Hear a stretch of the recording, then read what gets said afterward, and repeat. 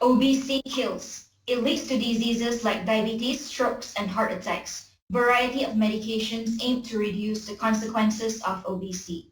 Sugar-lowering pills control diabetes. Antihypertensive pills control high blood pressure. Cholesterol pills too. Yeah, you get the idea. Existing treatments failed to achieve long-term weight control due to the lack of understanding in appetite and fat regulation.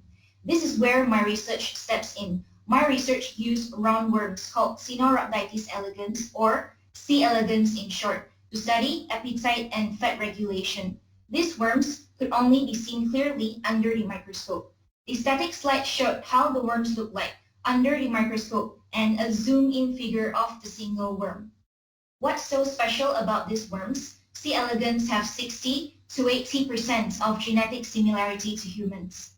I feed these worms with a herb called cat and its major ingredients cathinone, which have natural anti-obesity and appetite-suppressing effects. I found that the feeding rate of the worms decreases after consuming cat and cathinone.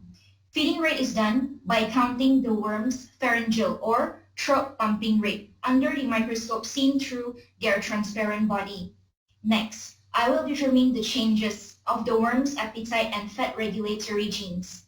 Now, let's imagine the appetite and fat regulation pathway as an organizational chart with the leader as the upstream gene and the stuff below as the downstream gene. If the leader is defeated, the staff will have no directive moves and the company's productivity sway. Likewise, if cut intake suppresses the upstream gene, the downstream gene will also be affected. The outcomes could either be an increase or decrease in fat accumulation or appetite in their respective pathways. The integration of appetite-suppressing herbs and roundworms hopefully will realize my goal to ambitiously decode the complex appetite and fat regulation pathways in humans through a simple worm model in a novel and genetically precise way.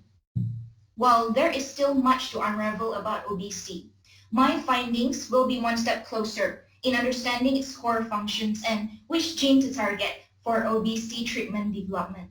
The greatest asset is our health.